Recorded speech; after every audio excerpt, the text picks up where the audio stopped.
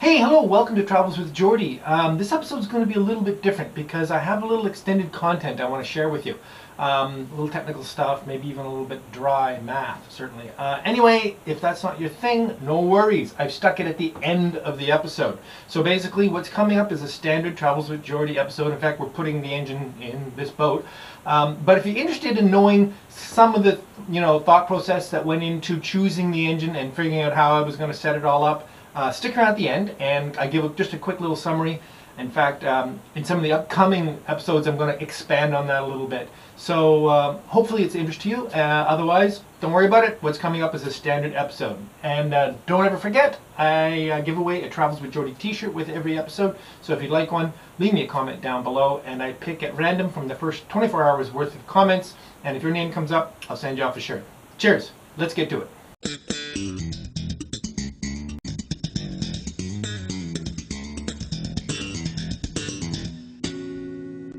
Okay, time to get out of the truck. I had to make a few modifications, which I'll show you about the a little rear mount, kind of a temporary thing, a bit sketchy, but anyway. So Ed has lifted it up. Now I just pull the truck out from underneath and hopefully everything goes good. Fortunately, there's a few people here to help.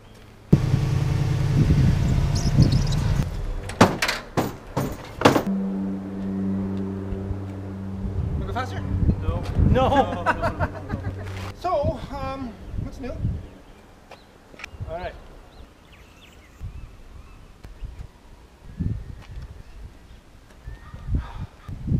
Landing was that? Pretty good? Yeah. Whatever you did. Whoa, hey! Alright. Put some screws in this, pull it together, and now I'll wait for this evening's high tide because I think I showed you there's no way this is going down the ramp when it's like that. Talk to you later. Okay, good morning. It's early. I'm whispering because everyone's asleep. Time to take it down the dock. Wish us luck.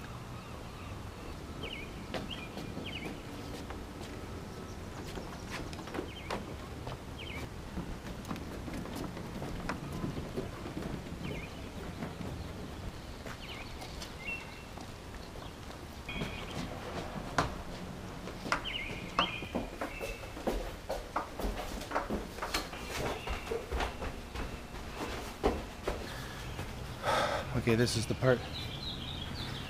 Yeah, they have a tether line on it. I think it'll be great.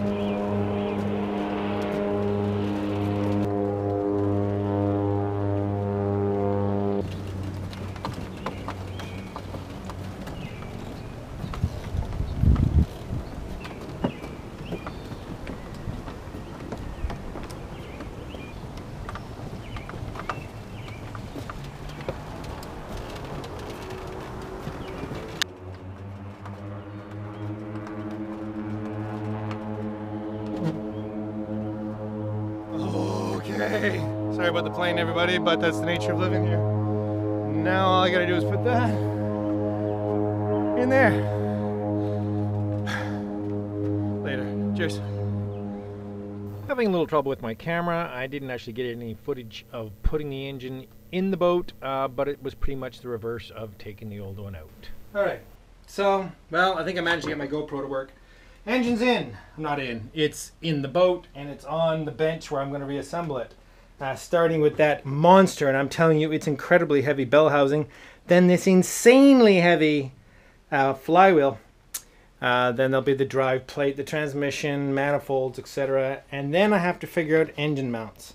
More on that later. Alright, carry on. It's good. See ya.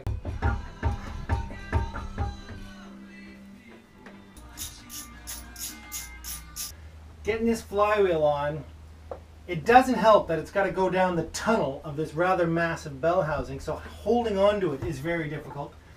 It's bolted on, not studs, so I can't hang it on anything on the way in. It's just going to be bloody miserable.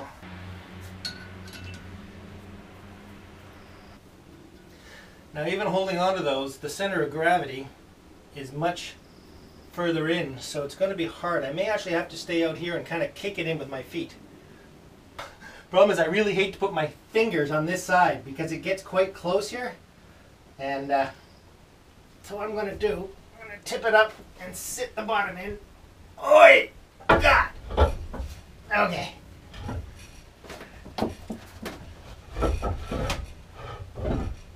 Okay. Now, if it would stay on that flange, that would be awesome. Whoa. Okay. So I got to get a few bolts in to get it down and square. I'm pleased. I'm sore. Holy crikey. Okay. I'll just keep on with the dull stuff. Okay, so I'm putting the main bolts in for the flywheel. They had been Loctited, so I'm re-Loctiting them, and the existing tabs are still in good enough shape I can reuse those. Of course, I have to create something that can keep the crankshaft from turning while I do this, because I have to tighten these with 90 foot-pounds of torque. Thanks to Google for finding the, quite easily, finding the torque specs for the Perkins 4236. Actually, this has gone reasonably well, considering the lifting of it was not much fun. Okay. Get close. I'm actually surprised. 90 foot-pounds is not very tight. I would have expected quite a lot more than that, but anyway. Because I'm using Loctite, it acts like a lubricant when you're first putting it in, so you get a pretty, there we go, you get a pretty honest torque setting. There we go. Okay, flywheel's in, all done. I'm getting the drive flange plate, I don't know what you call that, dampener plate, I don't know what it is. Looks like a clutch, but isn't. It goes on with a bunch of socket cap screws, and then it's wired with stainless steel wire, which actually a friend at the marina is just going to get me some right now because I don't have any. So I'm just going to tighten these up. But I wanted to point out a neat trick that not everyone knows. If you're tightening something that will turn on you like that, and you can't tighten it, when it's something small like this and you can get the lever the other way, if you're pulling outside the center line of the rotating object, all you're doing is getting really good mechanical advantage around this point, right? So you can turn it pretty well. But if you work from the other side so that your force is actually almost in line with the center line of the rotation, it won't turn. And you can pull really hard without turning it at all. Now these are actually mostly already all torqued on here, but it's just a neat, kind of a neat way you can tighten stuff without having to worry about it rotating, as long as you apply the force near the center line of the thing that's going to turn. Hey, welcome back to Travels with Geordie, I think. I haven't shot much video during this reinstallation of the Perkins project because, well, it's been a little miserable, to tell you the truth. It's been utterly miserable. Now, I knew it was going to be miserable, and I knew I was going to have to make major concessions, but in some ways it's going better than I thought, but in other ways I'm so discouraged that I'm having to make all these compromises. I can tell you for sure this engine is going to have to come out again sometime in the next while, year, 2 years, whenever. That would probably happen anyway because I don't really know much about it. It may run great, it may not. I have seen it run, it smoked a bit, who knows how long it'll be happy. Anyway, so let me give you a little tour of what's going on down here. So we're down in the bilge. Largely what I'm doing, I'm storing the engine in the bilge. I'd rather be able to store it in the bilge in such a way that I don't have to remove it again when I want to actually do the final installation and getting it running. So I'm trying to get it lined up properly, and I'm trying to get it attached as well as I can. So let's work from aft to front here. There's a new propeller shaft flange which I ordered to match the Series 71 Borg-Warner Velvet drive. So it's on, it's a perfect matte fit, everything there is great. Okay, so you can see the engine beds were massive at one time. They're just huge, about 3 by 10. And they run all the way from the bulkhead to the forward cabin to the bulkhead to the aft cabin. They're tied in with other timbers here along the way. So it's a pretty serious, beefy arrangement. And that's a good thing because a lot of it's cut away, as you can see. Now the truth is, I cut this out today. But it was already cut out right here, down to this line, for the previous oil filter on the previous engine. So I haven't really weakened it that much. It makes me sick to do this. This clearance is to clear the starter motor on the new engine, which basically is huge. But that's a good thing. This is the clearance notch for the starter motor on the old engine, so it looks a little bit familiar. So if we work our way forward, what I'm going to be able to do on the starboard side is retain the original motor mount height. So you can see a motor mount was here. It's going to be here now because the motor's a 4 instead of a 6. So if we work our way up here, you can see I've put this very, very tall drop motor mount onto the engine on the starboard side of the engine. However, I can't do that on the port side because it fouls the raw water pump. I'll get into that. It's really too much to talk about right now. What I want to talk about is the stuff that's going to be hidden from now on, and that is this. Yes, you've been looking at it and you've been wondering what on earth is going on in your bilge, Peter. Well, let's see if we can identify the few of the things that we recognize here. Engine beds, fine. Floors, heavily cut away. Frames, there's a frame. There's another one just after that. There's another one right in here. It's hard to see. There's another one right here. Oh, look at that. It's got a huge notch cut out of it. Almost all the way down to the planking. Ugh. If I get myself out of the way, the next frame forward, been cut halfway through. And all the floors, well, sorry, I can't hold the camera very accurately here. This is the last unmolested floor. So 1, 2, 3, 4, 5, excuse me, 6 floors have been pretty much cut away. Now, when this boat was first built, it had a Chrysler Crown 6-cylinder flathead engine in it. Flathead. Valves are on the bottom, underneath. This makes the engine relatively shallow, and it probably fed in here relatively well. I doubt too many of these floors were cut away as horribly as they are now, especially when you consider how hacked they've been. So when the Perkins 6-cylinder 6354 was put in, that's probably when they did all this hacking. And so when I decided to put the Perkins 4-cylinder in, it's the same height, it's the same distance, top down, so I knew it would fit. But I didn't know it would be such a mess underneath. I sort of suspected. So I would love if I could have been able to rebuild some of these floors and some of these frames, especially the ones that are notched out. But I'm going to have to do that in time. Then there's all this concrete. You can see this is concrete. Some of it's bashed away, some of it isn't. I sure as hell don't want to be attacking it right now because the boat's in the water. As you can see, I'm leaking a little bit at the garboard seam. So there's a garboard plank. There's the keel, the deadwood. So that's the garboard seam right there. Frankly, I'm amazed it isn't actually just gushing out of there. This is about 10 minutes worth of water coming up out of there. Doesn't bother me too much. For some reason, it seems to settle out over time. Anyway, so the bottom line is, there's nothing much I can do down here right now except drop the engine in and just plan on getting in here sometime in the not too distant future and tidying this up. I'm not going to go into detail about all the combinations of motor mounts and oil pickups and filters and raw water pumps that I've had to juggle to get this thing to fit between these engine beds. Really, I love this motor, but the boat is set up for a small motor. It really has a very shallow bilge because it has a short wheelhouse. From the wheelhouse sole to the top of the deadwood is only 36 inches and the motor is 32 inches tall. Yeah. Okay, let's see what I can get done here. Bins of tools falling down. Nice. Okay, let's lower this thing down, see what we can do. I've had it up and down half a dozen times in the last 2 days. Getting tiring.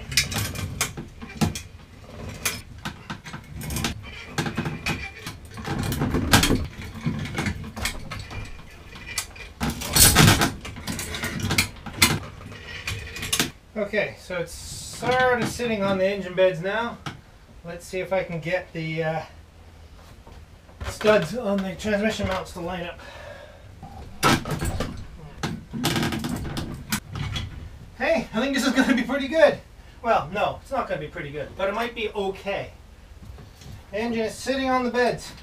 Tell you one thing, I don't know if you can see from where you are, but it looks so much smaller than the one I took out. There's a lot more room down here. It's not just shorter, it's just physically smaller.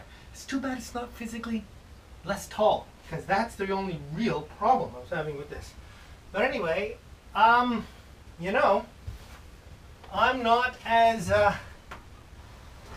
disgusted as I thought it was going to be. I'm going to call this done. Clean up, put the floor down, take the gantry down. I'm going to turn the camera off, twiddle a little bit, maybe have a beer, celebrate, and then a shower for sure. Well, I had a few questions.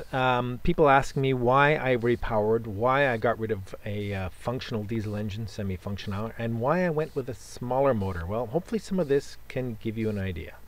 First, let me tell you a little bit about the two boats. The two boats are both Monk cruisers. Mine is a 1953 38-footer, and my friend's MV Zephyrus is a 1954 36-footer. They both have Perkins 6-cylinder engines in it. However, Zephyrus has the very rare and very obscure horizontal turbo version that is rated at 190 horsepower. Before we can decide what sort of motor would be appropriate for these boats, we first have to have a quick overview of hull types. As many of you will know, there's a difference. There's a planing hull, which is basically your average speedboat. It skips across on the top of the water, needs a rather large engine to push it along. And there's the displacement boat, which basically sits in the water. It never climbs up on top of the water, and it takes much, much less power to move it along at reasonable speeds. Of course, there's a maximum speed that's effective to be run at, and that speed is called hull speed. So let's have a really simple look at hull speed. Basically, as a displacement boat moves through the water, it creates some ripples, some small waves off the bow. And as the boat starts to move quicker and quicker, those waves get longer and longer. Eventually, the full wave sequence becomes the entire length of the boat, meaning that the return wave arrives right at the transom. Now that is the magic point that's considered hull speed. Now there's a formula to calculate that, and it's the square root of the waterline times 1.34. In my case, that turns out to be 8.25 knots. Now there are some calculations that take in the particulars of the boat that indicate that that would require 60 horsepower. Now that's to achieve hull speed, but in fact the most efficient speed is slightly slower. In my case, around 7 knots, and those same calculations would indicate that that would need about 35 horsepower. And this is where the displacement hull really shines. So let's keep track of that magic number, 35 horsepower. So let's quickly review the power requirements and start to think about what engine might be suitable for that. So we have this mythical 35 horsepower. Or do we? That was only for the slowest simple speed. There's another rule of thumb, that's 3 to 5 horsepower per ton. So for my boat, that's 14 tons makes 70 horsepower. Pretty close to the 60 horsepower that was calculated for hull speed. So let's see what's available in roughly that size. I tend to like old, slow-turning, naturally aspirated diesel engines rather than the newer, high-speed, turbocharged type of stuff. So one of the engines I really like in that line is from Beta Marine. This is a marinized Kubota engine, marinized in Great Britain. And two of the vast array of engines they have are a 90 horsepower, which would be just about perfect, although it's a bit big, or a 60 horsepower, which is actually 54 horsepower, and it would fit perfectly, a really, really sweet engine. The only problem with them is they're ridiculously expensive and really not an option. So if I keep looking, I ended up back again at Perkins. Well, let's look at the Perkins 4-cylinders. This is the Perkins 4108 at 45 horsepower, which was a great engine, was very robust, used for a long time, and the 4236, which is arguably one of the greatest and most reliable diesel engines of all time. So you know what? I think it's time to go look for a Perkins 4236. Now, because it's 2018, we can't really talk about repowering a boat without looking at an electric motor. So let's look at the various components that would make that up. First off, you need your motor, which drives the propeller, which provides the thrust. And then you need a battery pack, which stores the energy to drive the motor. And then possibly you'd recharge the battery pack with a solar array. And you need two more components. That would be a solar charge controller and a motor controller, which directs the power from one to the other. Let's add some numbers here. That 35 horsepower, which of course is the minimum power, is 26 kilowatts. Let's put a whopping big battery pack in at 500 amp hours at 48 volts, giving us 24 kilowatt hours. And that power plugged into the motor would give us just about 1 hour of propulsion time. Not looking too good. Well, let's look at the charge side of this. Let's say we had a huge solar array of 1,000 watts, which might give us about 4 kilowatts per day. Well, if we plug that into the battery, look at the 24 kilowatt hours required to recharge the battery, that means it would take 6 days to charge the batteries, meaning you'd get 6 days to charge up for 1 hour of propulsion. That's not going to work. Now, there are lots of people putting electric drive in sailboats these days, including some well-known YouTubers, and in fact, power to them, it works perfectly for an auxiliary engine. But for a motor cruiser that needs to cruise continuously without being able to recharge at the dock or something, we're just not there yet. Or are we? Let's try something else. Let's take the same motor at 26 kilowatts, a more modest battery pack at 300 amp hours, and a more modest solar array at 500 watts. Oh, and a genset at, say, 20 kilowatts. Well, that means we could run the electric motor almost continuously, top up the batteries as required, and have a completely electric boat. It doesn't get us off diesel. It's not a complete solution, but it still means you could slip out of moorages silently, and you're halfway to a full electric solution when the time comes. Oh, the only problem is there's no way I could afford it.